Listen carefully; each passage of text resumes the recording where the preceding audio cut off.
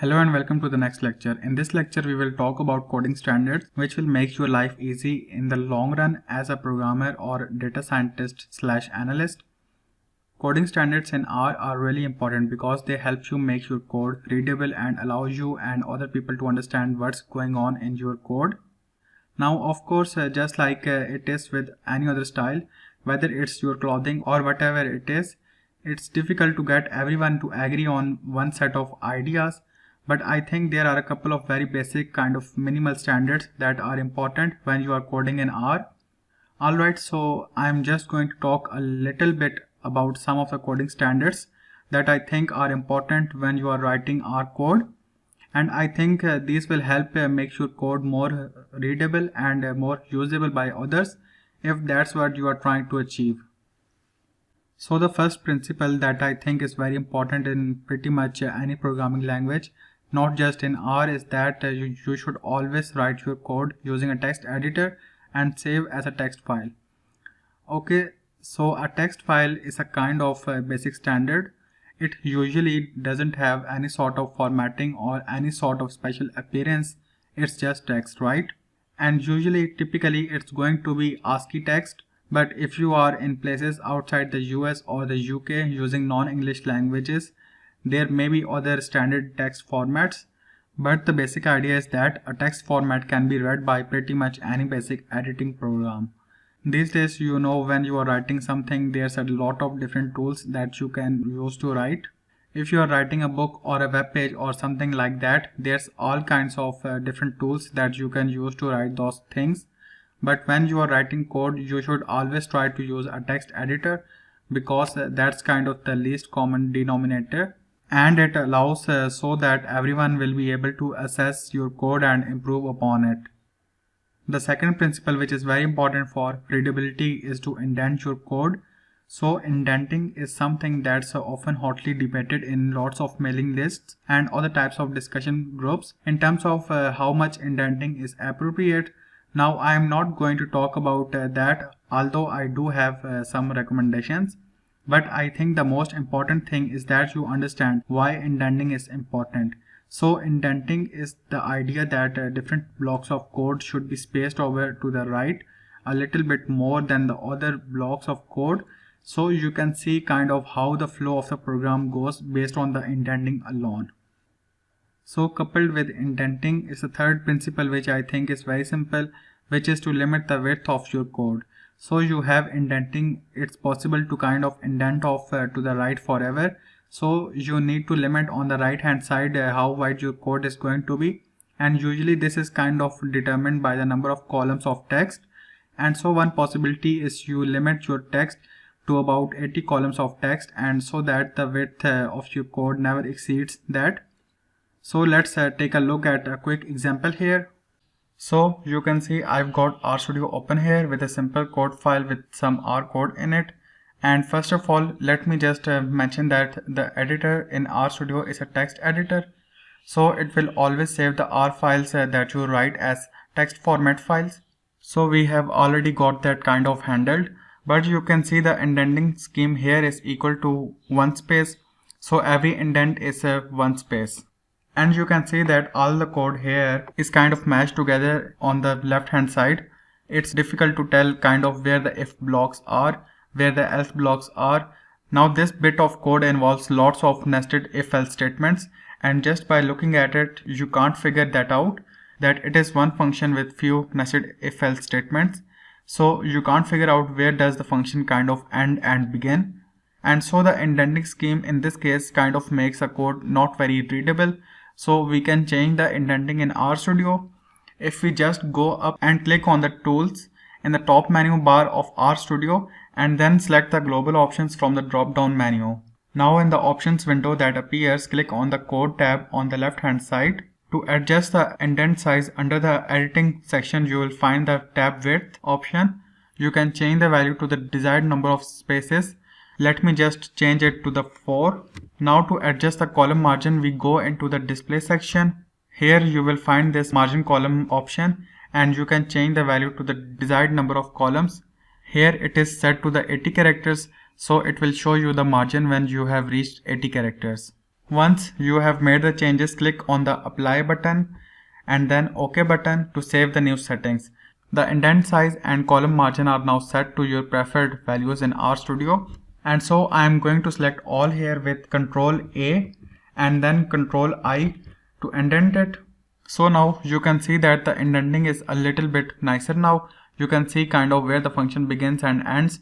You can see where the if blocks start and end, and the structure of the program is much more obvious. So I'm going to change this one more time, and because my personal preference is to use 8 indent spaces, so I'm going to change this to 8, hit OK.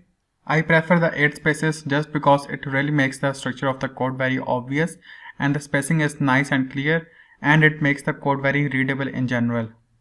So you can see that indenting is very important, and the biggest problem you might have is with too little indenting.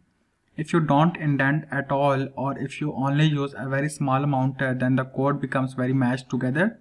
So I recommend at least 4 spaces for an indent, and I prefer 8 spaces for an indent, just because it makes the code much more readable and spaces it out much more nicely. One of the advantages of having something like an 8 space indent and coupled with an 80 character margin on the right hand side is that it forces you to think about your code in a slightly different way. So for example, if you have 8 space indents, and if you are going to have a for loop nested within another for loop, every time you nest another for loop, for example, you have to indent over 8 spaces, and by the time you get to maybe your 4th nested for loop, you are pretty much hitting the right hand column at the 80 column margin, right? And so the nice thing about the 8 space indent coupled with the 80 column margin is that it prevents you from kind of writing very basic, making very fundamental kind of mistakes with code readability. So for example, with an 8 space indent and 80 column margin, you might not be able to do feasibly more than 2 nested for loops. But I think that's really the kind of the boundary of what is readable in terms of code. Typically, except for some special cases, a 3 nested or 4 nested for loop is difficult to read, and it's probably better off, splitting off into separate functions or something like that. So a good indenting policy not only makes the code more readable, but it actually can force you to think about writing your code in a slightly different way. And so that's a really nice advantage of having a logical indenting policy coupled with a right hand side restriction. Alright. So the last thing I want to talk about is to limit the length of your functions. So functions in R can theoretically go on for quite a long time. And of course, just like in any other language, I think that the logical thing to do with a function is to limit it to kind of one basic activity. So for example, if your function is named read the data, then your function should simply read the data. It should not read the data, process it, fit a model, and then print some output. Alright. So you should do the logical kind of steps that should probably split into separate functions. There are a couple of advantages to doing this. First of all, it's nice to be able to have a function written on a single page of code. So you don't have to scroll endlessly to see, where all the code for this function goes. If you could put all the entire function on like one screen of the editor, then you can look at the whole function and see what it does all at once. Another advantage of splitting up your code into logical sections or to a logical functions is that if you use functions like traceback or the profiler or the debugger, these often tell you, where in the function call stack you are when a problem occurs. And if you have multiple functions that are all logically divided into separate pieces, then when a bug occurs and you know that it occurs in a certain type of function or a certain function, then you know kind of where to go fix things, right? So if you have a single function that just goes on forever and a bug occurs, then the only thing that the debugger or the traceback or the profiler can tell you is that there's a problem in this one function.